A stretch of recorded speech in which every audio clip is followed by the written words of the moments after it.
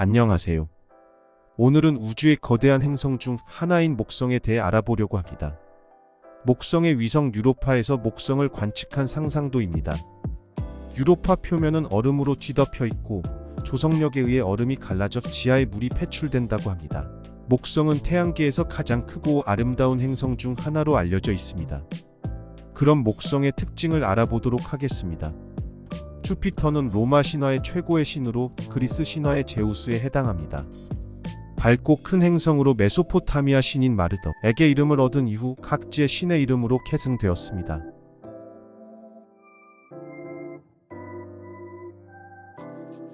그리고 신화에서 많은 아내를 둔 제우스처럼 많은 위성들을 거느리고 있으며 실제로 이오 칼리스토, 유로파 등 여러 위성의 이름이 신화에서의 제우스 아내의 이름입니다.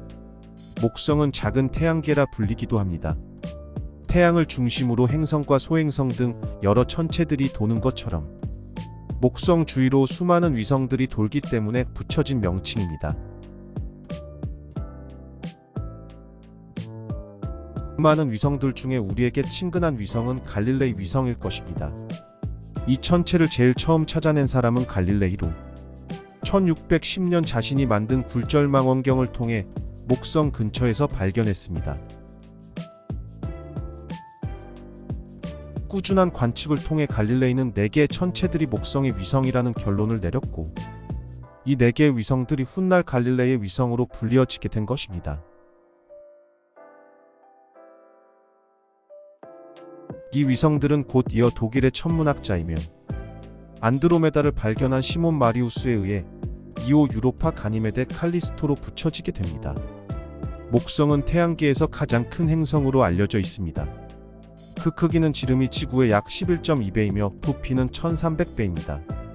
질량은 지구의 약 300배 이상으로 큰 질량을 가지고 있습니다. 이 크기와 질량은 목성의 중력이 매우 강하다는 것을 의미합니다. 사실 목성의 질량은 태양계에서 태양을 제외한 천체 중 가장 큰 값을 가집니다. 가스 행성에 속합니다. 그 외에도 행성 내부는 대부분 수소와 헬륨 같은 가스로 이루어져 있습니다. 또한 목성은 구조가 없는 것이 특징으로 표면이 없고 대기와 구름으로 둘러싸여 있습니다. 목성은 지표면이 없어 착륙이 불가하며 생명이 살기에는 적합하지 않습니다.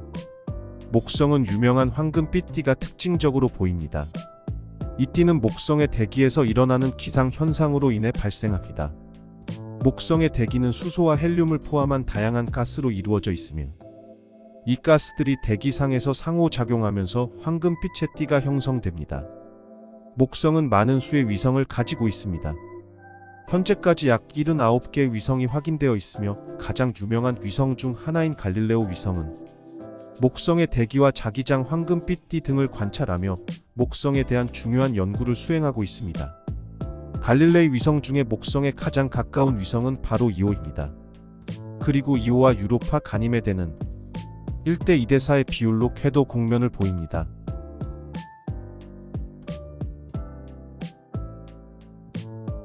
이런 현상으로 인해 가니메데와 유로파는 이오가 목성을 공전할 때마다 같은 위치에서 조성력을 가하게 됩니다. 목성에 가까워서 큰 조성력을 받으며 주기적으로 가니메데와 유로파에 의해 힘을 받는데 이로 인해 이오의 형태가 조금씩 변합니다. 이에 따라 내부에는 마찰이 생기게 되고 열이 발생하게 됩니다. 그리고 탐사선으로 관측한 이오의 모습에서 화산을 볼 수 있습니다.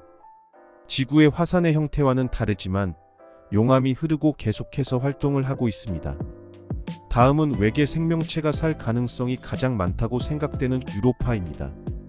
유로파의 크기는 갈릴레오 위성 중 가장 작은 약 3130km이며 질량은 달의 0.65배 정도 됩니다. 유로파는 표면 아래 액체 상태의 물로 이루어진 바다를 가지고 있는 것으로 믿어지고 있으며 이것은 외계 생명체에 존재할 것이라고 생각되는 잠재적인 후보가 되고 있습니다. 유로파의 탐사는 1970년대 보이저의 임무로 시작되었고 1990년대 갈릴레오 우주선이 유로파 표면 아래 바다의 증거를 제공했습니다.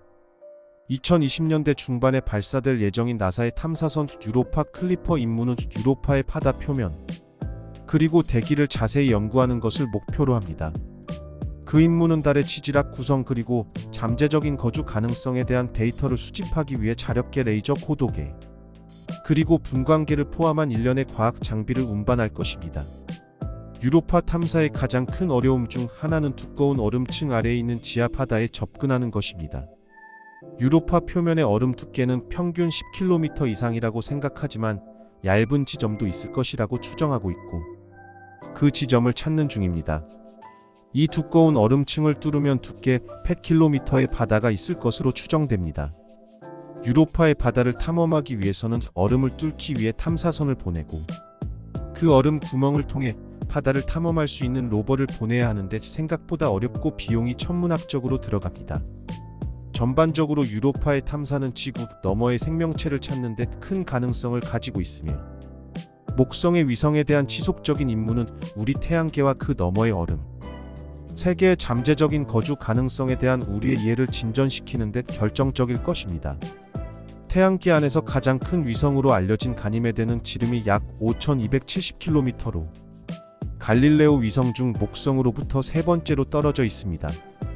갈릴레오 우주선의 조사에 의하면 가니메데의 내부 구조는 부분적으로 용융 상태에 있는 철이 주성분인 핵이 존재하고 규산염의 하부 멘틀 얼음으로 이루어진 상부 멘틀 그리고 얼음 지각으로 구성되어 있습니다.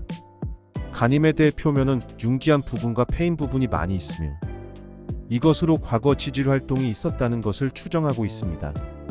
갈릴레이 위성들 중 목성에서 가장 멀리 떨어져 있는 것은 칼리스토입니다. 칼리스토는 그 지름이 약 4800km이며 질량은 달의 1.5배 정도 됩니다.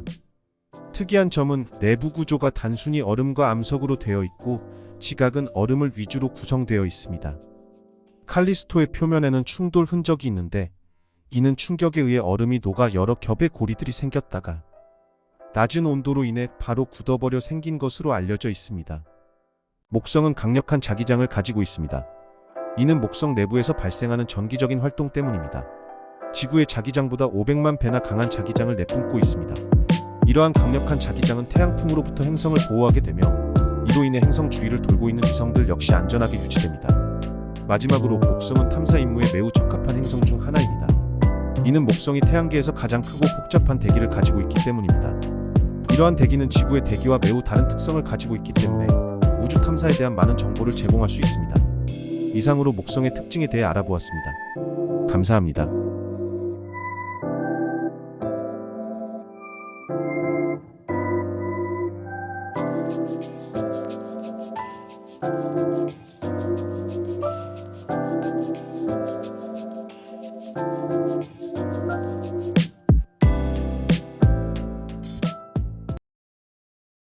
목성의 돌고래 구름이라는 제목의 이미지입니다.